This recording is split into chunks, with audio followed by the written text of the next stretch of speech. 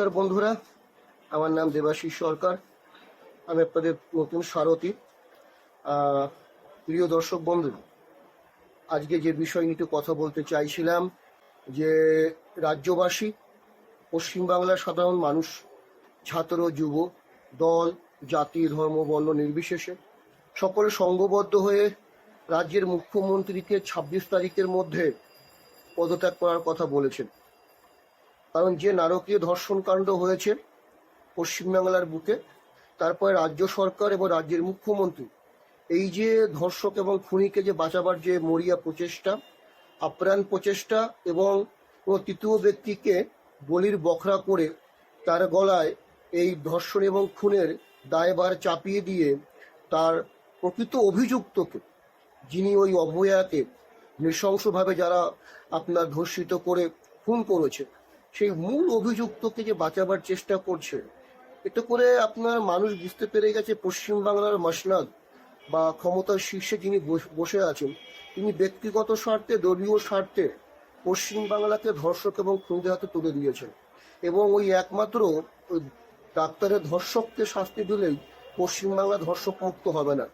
তো যিনি ক্ষমতার শীর্ষে থেকে পশ্চিমবাংলাকে ধর্ষক এবং খুনিদের হাতে তুলে দিয়েছেন, সেই যে সন্ত্রাসের আখড়া এবং দুর্নীতির আখড়া কালীঘাট এবং নবান্ন, সেখানে যিনি বসে আছে ওই মসনদে, তাকে ক্ষমতাচ্যুত না করলে অনেক পোটেনশিয়াল আপনার রেপিস্ট অপেক্ষা করছে সুযোগের, আবার কোনো মানুষকে, অসহায় নারীকে এইভাবে গণধর্ষণ করে খুন করে দেওয়া যায়। তাই পশ্চিমবাংলার জনগণ, সাধারণ মানুষ সমস্ত পেশার ঊর্ধ্বে গিয়ে, রং বর্ণের ঊর্ধ্বে গিয়ে, জাতির ঊর্ধ্বে গিয়ে সংঘবদ্ধ হয়ে এই সরকারকে আর চাইছে না। তো ২৬ তারিখ অব্দি আলটিমেটাম দেওয়া হয়েছে রাজ্যের মুখ্যমন্ত্রীকে, কিন্তু আমরা খুব ভালো করেই জানি উনি ভীষণ ক্ষমতা লোভী। উনি ক্ষমতার জন্য ভোট ব্যাংকে রাজনীতি করে, ইমামকে ভাতা দেয়, উনি দুর্গা পুজোকে বন্ধ করে দেয় মহরমে তাজিয়ার জন্য, একটা বিশেষ বর্গের লোককে খুশি করবার জন্য। উনি ক্ষমতা থাকবার জন্য আপনার বাংলাদেশ থেকে আগত জামাতি, জেহাদি, রোহিঙ্গাকে আপনি আশ্রয় দেয়, তাদেরকে ভোটার কার্ড, রেশন কার্ড করে দেয়। উনি সরাসরি তো বলেছে কয়েকবার যে গরুর দুধ খাওয়া যায় তো লাথি খাওয়া যায়। উনি স্বীকার করেছে যারা দুধের গরু আছে তাদেরকে উনি রক্ষা করবে ভোটের স্বার্থে, ক্ষমতার স্বার্থে। তো আমরা জানি উনি ক্ষমতা থেকে সরবে না ২৬ তারিখের মধ্যে।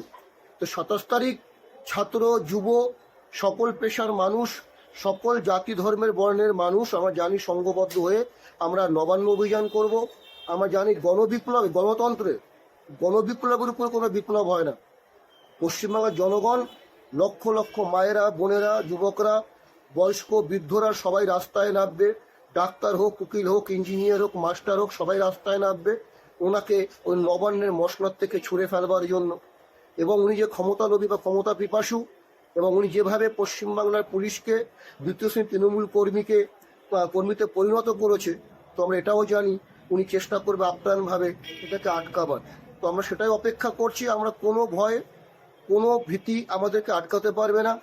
আমরা বদ্ধপরিপক। আমরা যখন ভেবে নিয়েছি একবার যে এই দুর্নীতিগ্রস্ত সরকার, এই ধর্ষক খুনির সরকারকে পশ্চিমবাংলায় রাখা মানে নিজের মাকে, বোনকে আপনার ধর্ষকের হাতে তুলে দেওয়ার সমান, যার ফলে আমরা এটা আর বরদাস্ত করতে পারছি না এবং করবো না। তো ২৭ তারিখ একটা মনে করুন যুদ্ধ জয়ের প্রস্তুতি, পশ্চিমবাংলাকে অভিশাপ মুক্ত করার একটা প্রস্তুতি।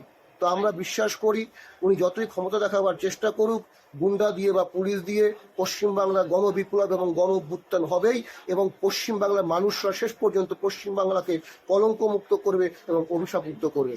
ধন্যবাদ।